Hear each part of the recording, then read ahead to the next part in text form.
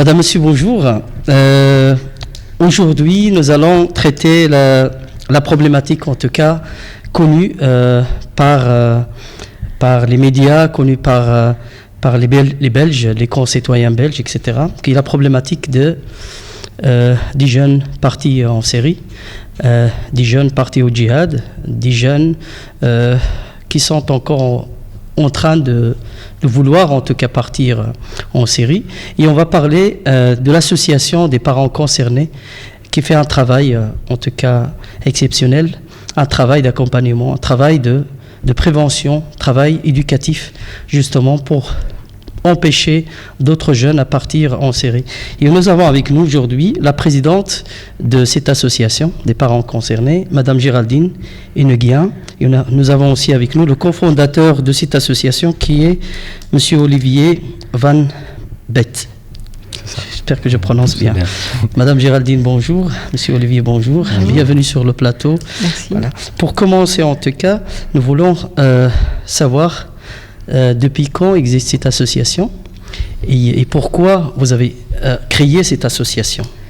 La question est à vous, Madame Géraldine, Madame la Présidente. Je ne suis pas présidente, en fait. On est trois fondateurs de cette ASBL, en fait. Oui.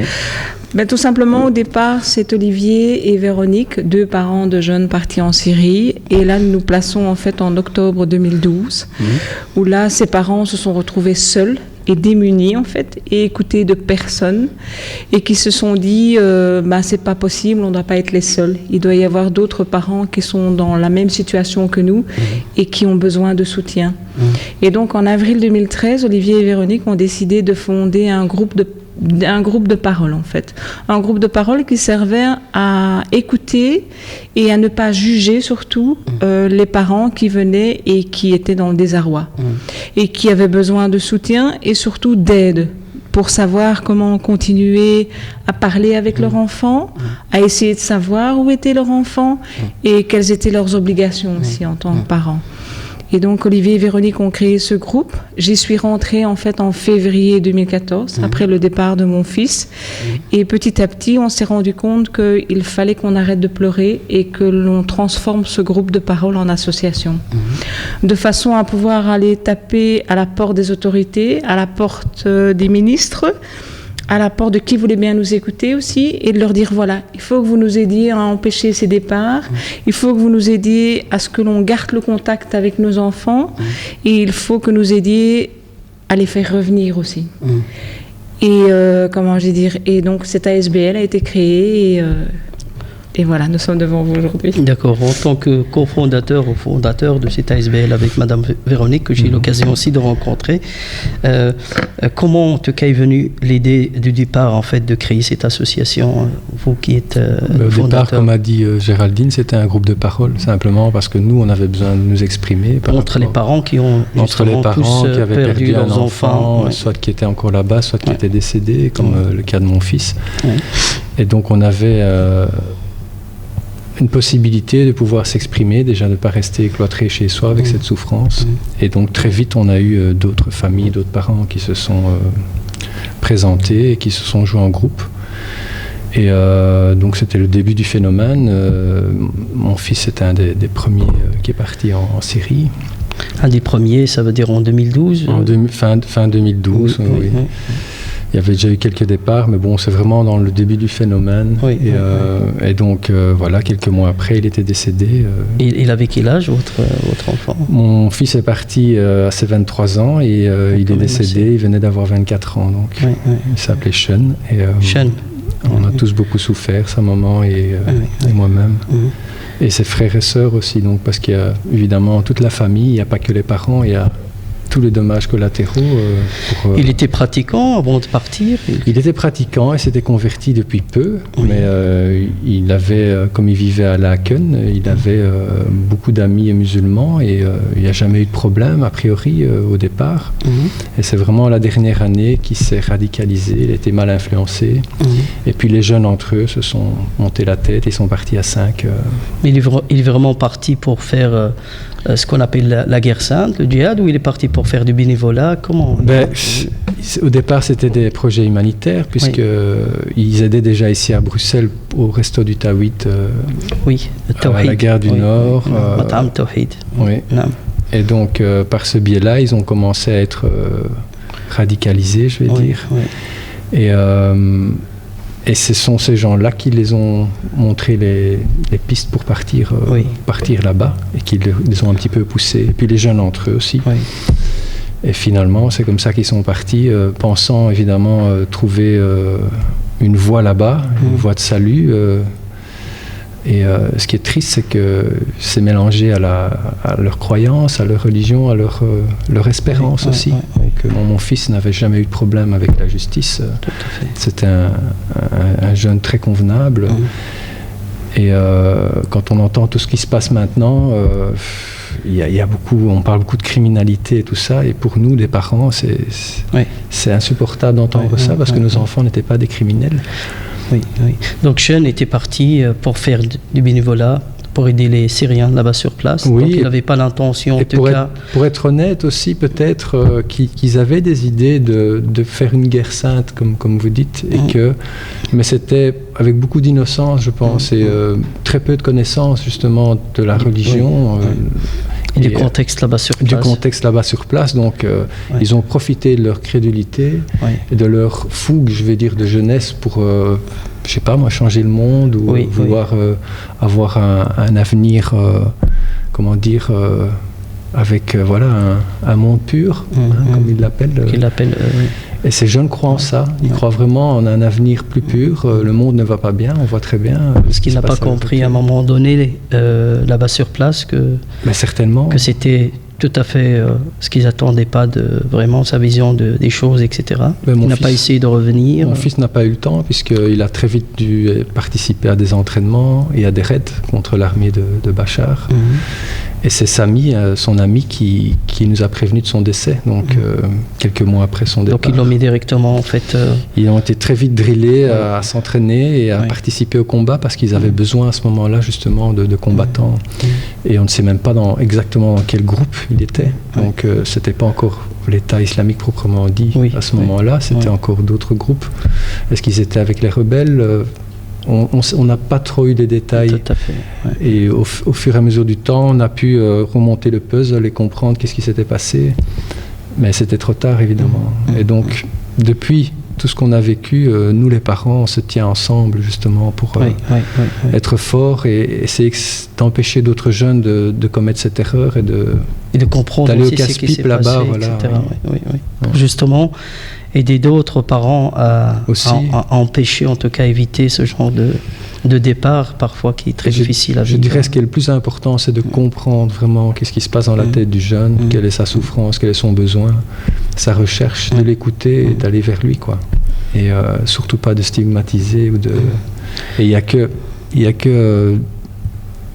je dirais un cœur d'amour d'un parent ou d'une personne qui regarde le jeune avec de l'amour, qui peut l'entendre et l'écouter. Parce que si on est essayer de comprendre les choses intellectuellement, on n'en sortira jamais. Vous avez depuis, en tout cas, la naissance de ce projet, de l'association des parents concernés, fait pas mal de visites, de rencontres avec les écoles et avec les étudiants, les élèves, etc. Plus ou moins, vous m'avez dit, dans les coulisses, 2500. On a vu l'année passée 2500 élèves en tout. Voilà. Et donc, vous avez l'impression que ça modifie un peu le comportement, l'envie de partir Oui, rien que nos témoignages, rien que par le fait de témoigner la souffrance que ça laisse derrière un jeune par rapport à sa famille, à ses frères, à ses parents, je crois que ça interpelle beaucoup de jeunes. Ils ont d'ailleurs énormément de questions à nous poser quand on va dans les écoles. Et ça s'est toujours très très bien passé. Et le genre de questions qu'on pose régulièrement, en fait, qui reviennent souvent chez ces jeunes-là, qui sont par exemple ce genre de questions? Il y a toutes sortes de questions. Peut-être Géraldine va prendre le relais. Géraldine, toi aussi d'abord, tu as perdu aussi ton fils en 2014. Mon fils est parti en janvier 2014 et il est décédé en février 2015. Et comment dire, quand on a les jeunes face à nous, en fait, c'est très dur parce qu'on a l'impression déjà de voir nos enfants devant nous. Et les questions qui reviennent le plus dans la jeunesse, c'est est-ce que vous avez vu quelque chose? Parce que là, les jeunes ont vraiment du mal à comprendre que nous, les parents, nous n'avons rien vu. Parce qu'il faut bien savoir que ce recrutement est un recrutement sectaire, silencieux, et que le maître mot est de ne rien laisser paraître à la famille. Parce que si la famille se rendait compte de quelque chose, elle empêcherait en fait le jeune de partir. Donc il y a énormément de parents qui se sont réveillés un matin et leur enfant était parti. T'es pas là. Et sans se rendre compte, aucun signe de la radicalisation de leur enfant. Et donc les jeunes nous demandent mais pourquoi vous n'avez rien vu? Avez-vous des contacts avec lui? Qu'est-ce qu'il a fait là-bas? Surtout dans mon cas avec le décès, comment est-ce que vous l'avez appris? Qu'est-ce que vous allez faire? Qu'est-ce qui se passe dans la famille? Ça perturbe énormément les jeunes. Et votre fils est parti aussi faire du bénévolat, c'était ça? Mon fils était parti faire du bénévolat. Ça, c'était son leitmotiv. C'était vraiment, je veux aider les Syriens. Moi, en tant que musulman, il faut que j'aille aider ces musulmans qui se font massacrer. Et votre fils était pratiquant? Mon fils, nous sommes une famille musulmane. Je suis convertie depuis 25 ans. Et donc, mon fils a été éduqué avec les deux éducations, que ce soit l'éducation, je vais dire, européenne et l'éducation musulmane. Donc, il a été aidé. Donc il fréquentait les mosquées. Il fréquentait les mosquées. Il faisait, au début, pas évidemment, il n'était pas très pratiquant.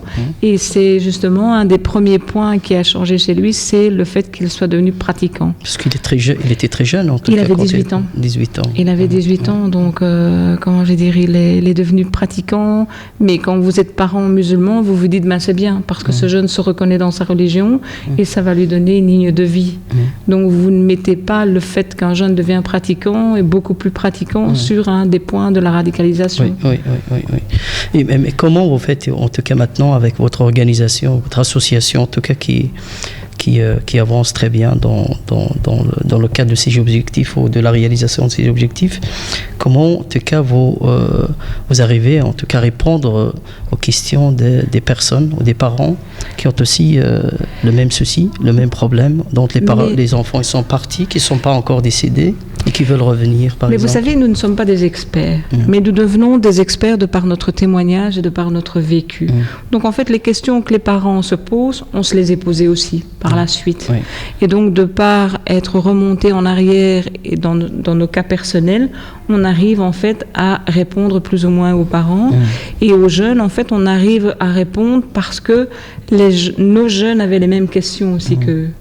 Et donc c'est comme ça qu'on arrive en fait à aider ses parents parce qu'on sait par quoi on est passé, par quoi ils vont passer et et à leur apporter notre soutien. Et justement pour les aider, est-ce que vous appuyez sur votre expérience ou vous appuyez sur des partenariats avec les services, par exemple l'État, par exemple les affaires étrangères, etc. ou soit... Il y a les deux en fait. Il y a notre expérience personnelle, mais justement, au fur et à mesure du temps, on a créé en fait un réseau de partenariats avec des associations d'aide aux victimes, avec des psychologues, avec des juristes aussi, parce qu'il faut savoir aussi qu'il y a des obligations légales pour ses parents.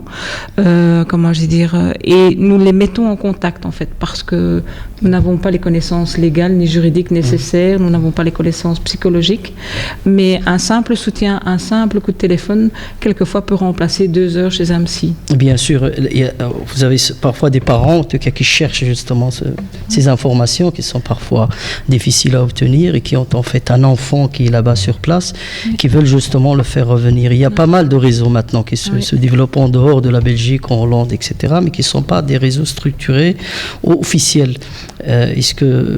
Comment vous voyez-vous la chose? Est-ce que vous avez, par exemple, la capacité directe de répondre aux besoins de ces parents? Parce qu'il y a des parents qui nous écoutent, peut-être qui sont dans ces cas-là, ou soit il n'y a aucune possibilité qu'il faut s'adresser directement peut-être à un service, je ne sais pas.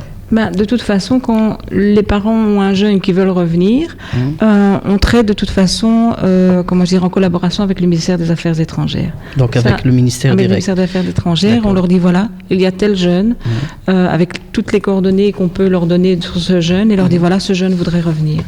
Et puis en fait, après là, le cas se traite là-bas sur place.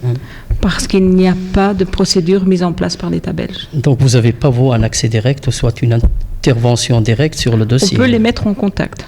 On peut les mettre en contact avec des gens. Comme des relais, c'est tout. Voilà. Ok. Pour vous, Olivier, maintenant que vous travaillez sur ce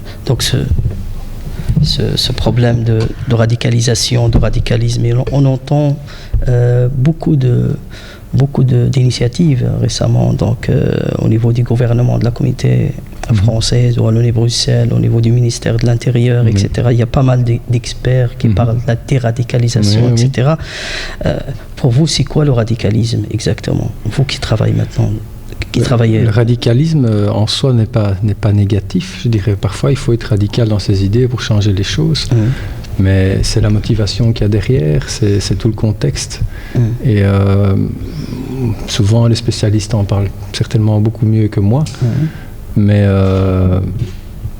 un enfant radicalisé, pour vous, c'est quoi? Ou un jeune radicalisé? Un jeune radicalisé,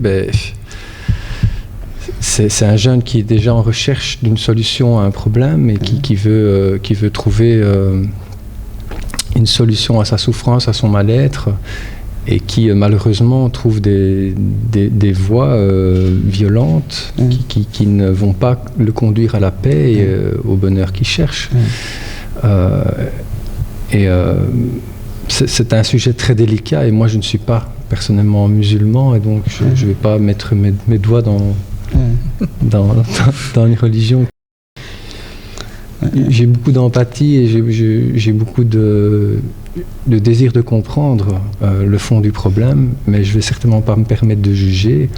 En tout cas, ce que je peux dire, c'est qu'un jeune comme ça, il faut l'écouter avec tout son cœur.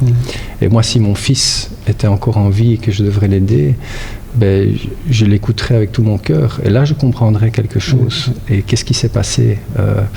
Le mot radicalisme ne veut rien dire en soi. Oui, vous avez l'impression que vous n'avez pas assez écouté votre enfant, votre fils. Vous savez, un jeune de 23 ans, c'est difficile d'être tout le temps derrière lui. Et puis, comme je vous ai expliqué, c'était le début du phénomène. Je l'ai vu changer, j'ai vu qu'il y avait certains comportements qui étaient différents. Il s'est beaucoup renfermé sur lui-même. Malheureusement, je n'ai pas senti ce danger-là.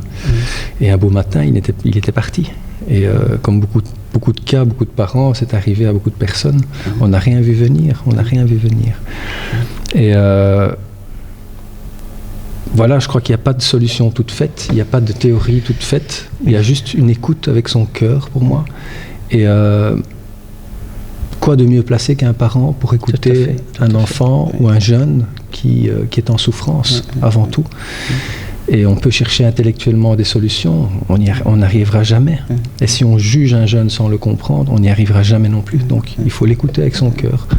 Pour moi, ça c'est vraiment... L'écoute est très importante. L'écoute et tout son amour. Et d'ailleurs, ça nous fait énormément de bien d'aller parler justement à des jeunes qui ont plein de questions, parce que, comme disait Géraldine, on voit nos enfants et on a plein de choses qu'on a envie de leur dire. Conseil maintenant pour les parents, par exemple, comment reconnaître ces manifestations, en tout cas d'un enfant qui se radicalise? Justement, de par notre expérience et les différents cas qu'on a rencontrés, ça n'est pas facile de reconnaître un jeune qui est en train de se radicaliser. Mais dès que vous voyez un jeune en fait qui est en train de s'éloigner de sa famille, de s'éloigner de ses motivations qu'il avait, de se refermer sur lui-même, c'est peut-être pas un phénomène de radicalisation, mais ça veut dire qu'il y a un problème. Il y a un signal. Il y a un signal. Il y a une lampe qui est en train de s'allumer, qui commence à clignoter. Et là, les parents doivent faire attention, surtout. Et il est vrai que l'ouverture de parole avec les enfants, c'est le plus important.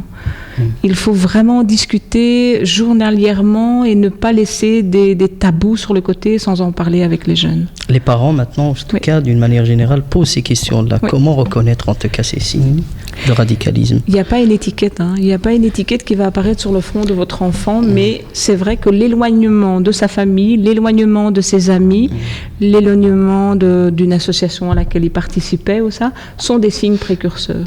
Ça, c'est sûr.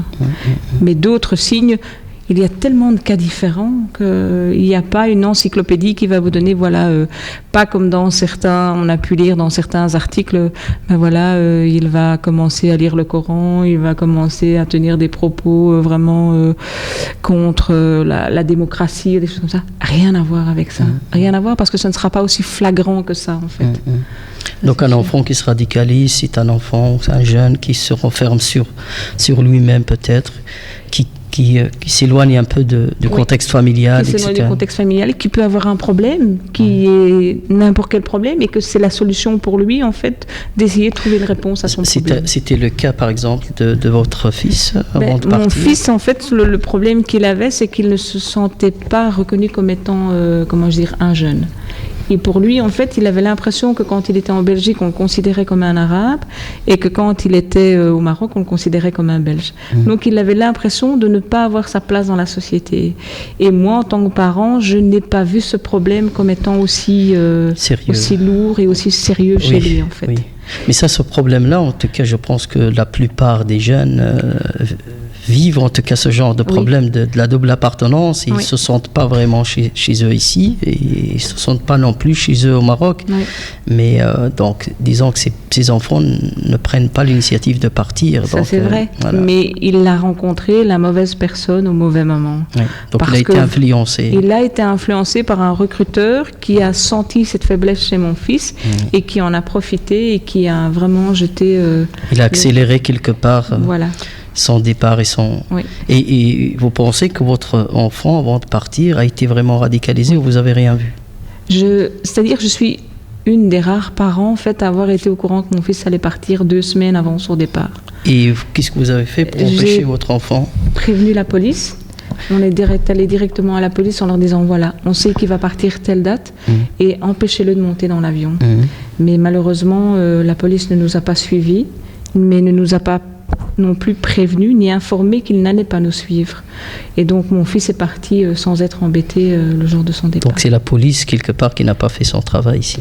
À ce moment-là, la police n'a pas suivi. Donc à ce moment-là, la police n'était pas alertée par tous ces départs. Ce n'est que justement par la suite, quand on a commencé à leur ouvrir les yeux, que la police justement s'est rendue compte. Parce que personne n'a rien vu à ce moment-là. Est-ce que la police a changé maintenant, en tout cas, leur manière de voir les choses depuis? Oui, ne serait-ce que par nos expériences et par nos témoignages. Ils se sont rendus compte qu'il y avait des failles et qu'il fallait changer leur vision des choses. Et d'ailleurs, on fait des partenariats avec la police justement pour leur dire, voilà, c'est ça qui est très important. Et maintenant, n'importe quel départ ou n'importe quel comportement est très surveillé. Donc, vous conseillez par exemple à un parent qui voit des manifestations, en tout cas de radicalisation chez un enfant avant son départ, de par exemple le signaler à la police? J'en arriverai pas à ce point-là, on n'est pas venu... En cas extrême, s'il y a un départ imminent, qu'il y a vraiment un danger, c'est la seule solution. Je crois qu'il faut mieux passer par des services sociaux qui vont nous diriger vers la police. Les services, par exemple, parce que vraiment les gens nous écoutent et on veut vraiment donner un maximum d'informations. Dans le bureau de police, moi, le jour où mon fils, je l'ai déclaré disparu, j'ai demandé à ma tante, justement, qu'est-ce que je pouvais faire, parce qu'elle avait un mari qui travaillait comme commissaire. Elle m'a dit, le mieux à faire, c'est de trouver le service d'assistance sociale à la police. Et normalement, dans tous les bureaux de police, il y a un service d'assistance sociale, où là, on peut vraiment parler... du problème ouvertement, et eux nous dirigent alors vers les services compétents plutôt que d'aller au guichet et de dire voilà mon fils va partir. Ça fait un peu on passe un peu par un sas humain, je veux dire, où les personnes sont même parfois pas en uniforme et où elles peuvent nous diriger pour les démarches à faire pour protéger l'enfant qui risque de partir. Donc, enfin, je dis l'enfant, bien souvent c'est des jeunes qui sont déjà plus des enfants. Mon fils, il avait 23 ans, donc pour nous, ça restera toujours nos enfants. Bien sûr, c'est considéré des enfants de toute façon. Est-ce qu'on dénonce nos enfants ou est-ce qu'on les protège? Ça, c'est la grande question. Si on sent que l'enfant est en danger, moi je l'ai fait, c'était pour le protéger. Voilà. Oui, bien sûr. C'était pour le protéger. C'est pas pour le dénoncer. Non, pas pour le dénoncer, c'était pour le protéger parce que je savais que... Et c'est le dernier recours. Mais avant ça, on va évidemment essayer de parler avec lui d'abord, essayer de raisonner ou essayer de trouver d'autres solutions. Ça, c'est vraiment le cas extrême. Je ne vais pas dire aux parents, dès que vous voyez un signe de radicalisation, aller non, chez la certainement police. pas. Ce ne serait pas une bonne... Non. Ça ne va pas arranger les choses, je pense, Non. au contraire. Tout à fait. Est-ce que vous avez l'impression, depuis que vous avez commencé, en tout cas vous et d'autres organisations et associations, à travailler en tout cas sur la matière, qu'il y a de moins en moins de jeunes qui partent en Syrie? C'est très compliqué parce que la situation là-bas évolue aussi. Il faut suivre un peu le fil des événements. Il y a eu les attentats, il y a eu tous ces événements-là qui font qu'il faut vivre un peu au jour le jour avec l'actualité. Et pour ça que je disais tout à l'heure, nous, on n'a pas de solution toute faite ou de programme tout fait. On essaie de s'adapter. On n'est pas des grands spécialistes. On est juste des parents ensemble qui essayent de trouver des solutions pour... Faites un travail de prévention à la base. Pour protéger un jeune d'aller au casse-pipe là-bas et de gâcher sa vie. Mais votre association reçoit par exemple des indications de réussite de ce que vous faites comme travail. Oui, on a ne serait-ce que déjà le contact qu'on a avec les jeunes qu'on rencontre dans les écoles. On se rend compte déjà que les jeunes... C'est vrai, ont entendu parler du problème, mais n'ont pas tout compris non plus. C'est ça. Donc, il faut savoir qu'on a beau avoir Internet, on a beau avoir les médias, les jeunes ont quand même encore des points d'interrogation. Et donc, quand ils nous écoutent, ils comprennent déjà beaucoup mieux la motivation de ces jeunes qui partent. Et en plus, il y en a qui connaissent des jeunes qui sont partis. Et donc, ils comprennent alors pourquoi ces jeunes sont partis. Et puis, et les résultats, c'est que on a des jeunes qui viennent chez nous qui me disent, vous savez, j'avais peut-être envie de partir, mais là, maintenant, j'ai quand même y réfléchir. Tout à fait. Et donc, on continue à parler avec eux. On a des jeunes qu'on va voir qui sont dans des centres fermés et on apprend que ces jeunes sont vraiment démotivés. Vous faites aussi alors des visites aux IPPJ, donc On a fait des visites dans des IPPJ et on a vraiment des résultats positifs. Parce que les jeunes qui sont placés dans ces établissements sont des jeunes qui avaient une motivation au départ ou avaient un comportement, je veux dire, radical, pas nécessairement violent, mais avaient quand même un comportement radical avec une motivation de départ. Et donc, le fait de déconstruire en fait les motivations de son départ, ça marche. Et vous travaillez sur la déconstruction, disons, des motivations, soit même sur le discours, etc. On ne travaille pas du point de vue religieux, ça c'est sûr, parce que nous n'avons pas l'expérience des islamologues, ni des professeurs émérites. Ça, nous ne l'avons pas, mais nous avons simplement l'expérience de parents. Et vous avez pu justement sauver, par exemple, un garçon, une fille qui... On a pu démotiver une jeune fille à partir, et qui alors, elle avait voulu partir, et quand on vous recevait un téléphone, quand elle vous dit non, je retourne à l'école on me laisse sortir. Elle était en EPPJ ou dans un autre centre? Elle était en EPPJ. Et il voulait vraiment partir, donc déterminé à partir. Et puis alors, une fois que vous avez fait votre intervention... Ça, c'est le bonheur quand on entend ça. Donc, ça veut dire que quand même le travail que vous faites qui est très important, et croyez-moi, il y a beaucoup de parents qui nous écoutent aujourd'hui et qui vont nous suivre aussi sur l'émission qui va être diffusée demain, qui se posent beaucoup de questions. Et donc, votre présence aujourd'hui très, très importante. Donc, on va essayer justement de donner beaucoup d'informations à ces parents-là qui sont parfois démunis et qui n'ont pas vraiment beaucoup d'outils, de connaissances pour justement demander de l'aide. Est-ce que soit vous, soit Olivier, vous pouvez expliquer par exemple quelle est la procédure à suivre en cas où, par exemple, on remarque qu'il y a des manifestations de radicalisme chez un jeune? Qu'est-ce qu'il faut faire par exemple immédiatement? Est-ce qu'on... Dans l'immédiat, essayer de communiquer avec le jeune. Je dirais le parent, essayer de voir s'il y a moyen de dialoguer. Et si le parent est vraiment au désarroi, qui n'a pas de solution au dialogue, peut-être venir nous trouver et déjà venir en parler avec nous. Et ensemble, on essaie de trouver la solution la plus appropriée au cas par cas. Je dis bien au cas par cas parce que chaque cas est différent. Donc, encore une fois, on ne veut certainement pas tomber dans l'erreur d'avoir des règles toutes faites. Nous, on travaille au cas par cas et une situation n'est pas l'autre. Donc, si le jeune qui viendra vous voir, vous faites aussi des déplacements chez le jeune. On se déplace. S'il y a une ouverture au dialogue, c'est certain qu'on peut le faire, mais on ne va pas nous s'imposer chez un jeune qui n'a pas envie de nous écouter, par exemple. Et alors, qu'est-ce qu'on fait dans ces cas-là? Le jeune n'a pas envie d'écouter ses parents, n'a pas envie d'écouter l'association. Qu'est-ce qu'on fait alors à ce moment-là? Mais nous avons justement créé un réseau qui, en fait, va rentrer en contact avec ses parents alors. Et soit aider les parents, soit aider le jeune. Et qu'il est ce réseau, qu'il est son nom, comment il fonctionne? En fait, les parents prennent contact avec nous. On vous donnera nos coordonnées et ils peuvent nous téléphoner. Vous pouvez déjà les donner en ligne maintenant, si vous voulez. Voilà. Voilà, ils peuvent m'appeler au 0476 39 25 12. 0476 39 25 12. Ça, c'est le numéro de téléphone de Madame Géraldine Inguien. C'est le numéro de l'association aussi. Et le numéro d'Olivier aussi. On vous donnera aussi les coordonnées de Véronique. De toute façon, il va être en bas de... D'accord. On a fait un flyer aussi. On a un flyer, un nouveau flyer avec tous les contacts. Et vous avez un site internet aussi? On n'a pas encore de site internet parce qu'il faut savoir que nos subventions ne sont pas très élevées et qu'il y a certains coûts qu'on a. On allait parler des subventions justement. Et mais on a une page Facebook. On a une page Facebook qui s'appelle Les Parents Concernés. Les parents concernés. Là, il y a toutes les coordonnées. Et là, il y a mon numéro de téléphone, il y a l'adresse mail de l'association. Et sur cette page, les parents peuvent voir certaines activités que nous avons déjà faites en fait.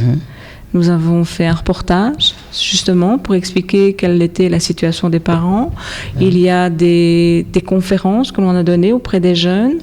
Il y a des conférences que une des mamans a données parce qu'elle a écrit un livre sur son malheur.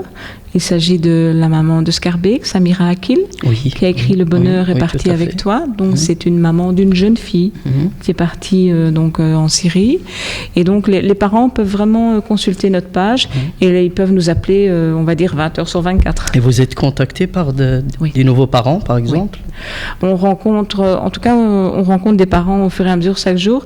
Et au départ, je vais dire, on avait deux catégories de parents. On avait les parents de jeunes qui avaient envie de partir et on avait les parents de jeunes qui étaient partis en Syrie. Et maintenant, en fait, on se retrouve avec des parents dont les jeunes ont envie de partir, avec des parents dont les jeunes sont encore en Syrie, avec des parents dont les jeunes viennent de partir en Syrie, et avec des parents dont les jeunes malheureusement sont décédés en Syrie, et avec des parents dont les jeunes sont en prison. Et donc, on a ces différentes catégories de parents maintenant.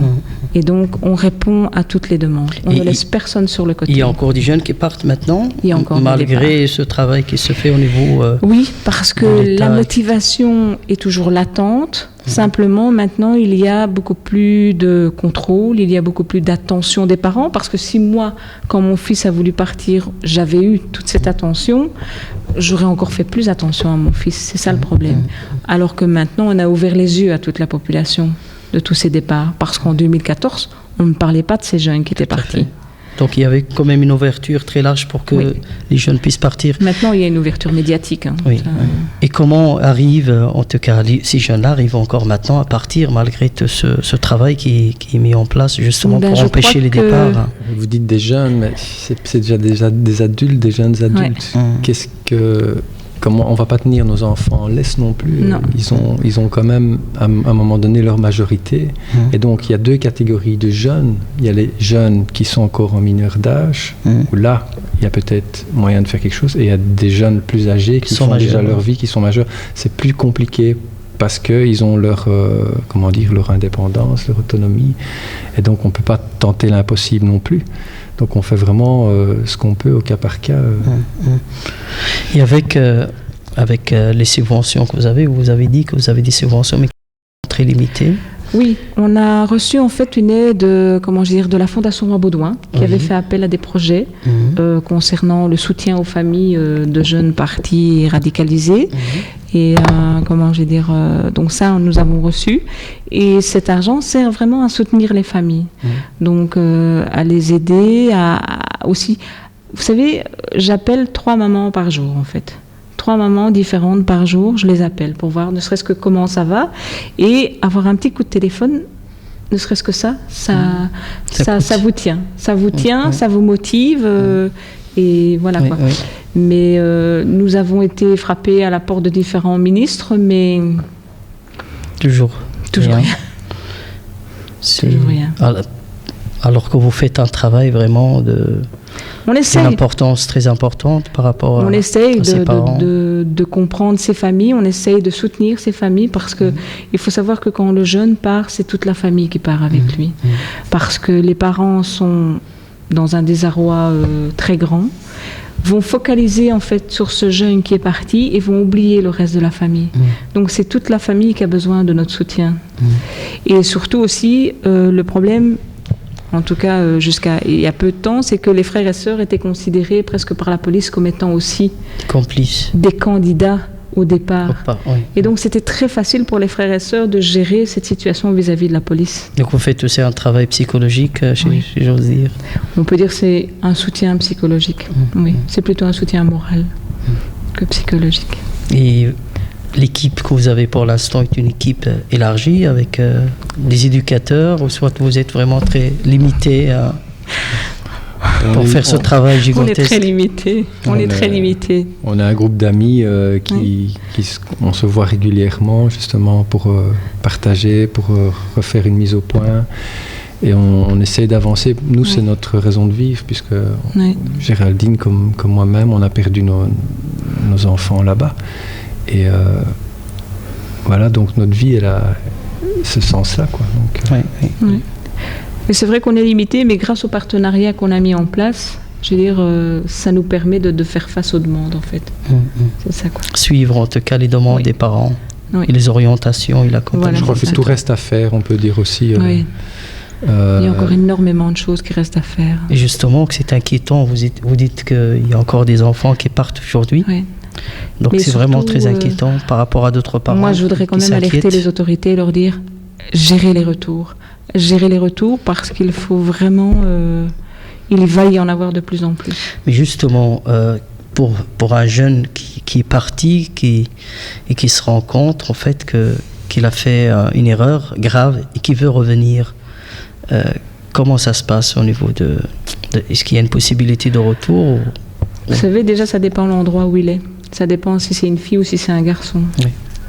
Et comment je dire, la possibilité de retour, il peut toujours y avoir. Il y a moyen de le mettre en contact avec des passeurs, mais c'est surtout le suivi juridique, le suivi d'emprisonnement qu'il va y avoir, et le soutien qu'il va avoir, et surtout sa réinsertion, parce que rien n'est prévu pour les réinsertions. Ici en Belgique, en tout cas, rien n'est prévu. C'est pour ça que je disais que tout reste à faire aussi.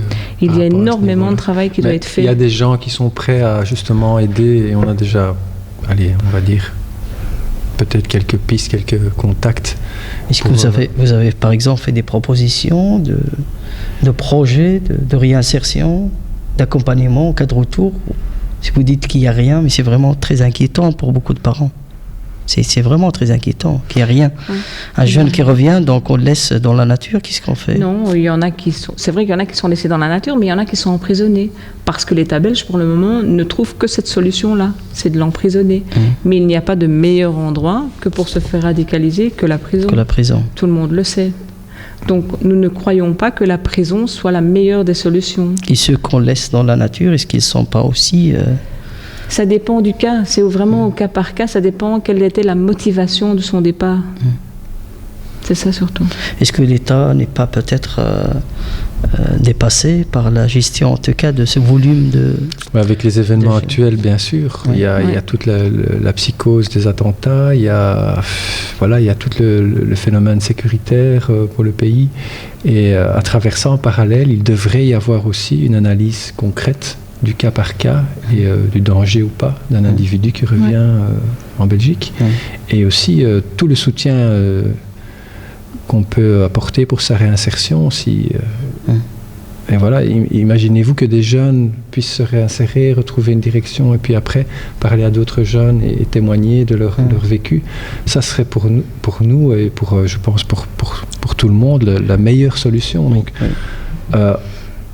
au fond du problème. Est-ce que vous travaillez par exemple sur ce genre de processus? Non, on a eu des premiers contacts. On a eu des contacts avec des personnes à Molenbeek qui travaillent beaucoup avec la jeunesse, qui sont prêts justement à aider à... Donc tout doit être mis en place, voilà. Tout doit être mis en place et c'est vraiment... Et pour mettre ça en place, qui vous bloque en fait, qui vous empêche en tout cas de le faire pour l'instant en tant qu'association? Il n'y a personne en particulier, c'est juste un manque de dialogue, un manque de contact. Avec qui? Je crois que le problème, c'est que chacun y va de sa propre initiative dans son coin et qu'il devrait y avoir une concertation de toutes les actions qui sont faites. Il y a beaucoup d'initiatives, ça c'est vrai. Voilà, c'est ça. Il y a énormément d'initiatives, mais chacun l'a fait dans son coin et personne n'est au courant de l'initiative que son voisin va prendre en fait. Et il devrait y avoir une meilleure collaboration et une meilleure connaissance de tout ce qui est mis en place. Organiser des plateformes avec regrouper tous ces gens L'idée ensemble. du plateforme, ça peut être une idée géniale, mais il faut mais la région bruxelloise est occupée à mettre en place une plateforme, mais il est vrai que ça prend énormément de temps parce qu'il y a des blocages administratifs, des lourdeurs administratives, alors que là, il faut paraître quand même, il faut parer à un problème qui est assez urgent. Oui. On arrive bientôt au terme, en tout cas, de notre émission. Une dernière question. D'abord à Mme Géraldine et puis à Olivier. Si vous avez en face de vous un jeune qui est, disons, radicalisé, pour le convaincre justement, qu'est-ce que vous allez lui dire tout simplement? J'ai un simple message, c'est en lui disant, voilà, si tu crois que tu vas aller là-bas et qu'en fait tu vas pouvoir avoir la liberté de tes opinions, la liberté de ta religion, mais oublie mon ami, parce que tu vas partir avec un one-way ticket, tu ne reviendras pas, tu vas mourir sous les bombes soit de Bachar, soit des rebelles ou de la coalition, mais tu ne reviendras pas, ça c'est sûr. Et tu n'auras plus la liberté de penser, la liberté d'agir, et on va se servir de toi comme d'un objet. Donc ne pense certainement pas avoir ta propre identité, ta propre, autonomie, ça c'est sûr. Et si tu crois que l'herbe est plus verte ailleurs, oublie. Moi, je dirais en plus bref, il n'y a pas de paix extérieure sans paix intérieure. Et le vrai djihad, il est intérieur. Et c'est le premier djihad pour moi. Je ne suis pas musulman, mais ça, j'ai bien appris. Et on ne peut pas avoir de paix extérieure si on n'a pas construit la paix à l'intérieur de soi. Tout à fait. C'est ce que j'essaierai de transmettre à ce jeune. Oui. Voilà. Madame Géraldine, merci beaucoup d'avoir accepté notre invitation. Merci de nous avoir enrichis aussi, partagé vos expériences. Même chose, idem pour M. Olivier. Merci de l'invitation. Madame, Monsieur, c'est ici que notre émission se termine. Au revoir.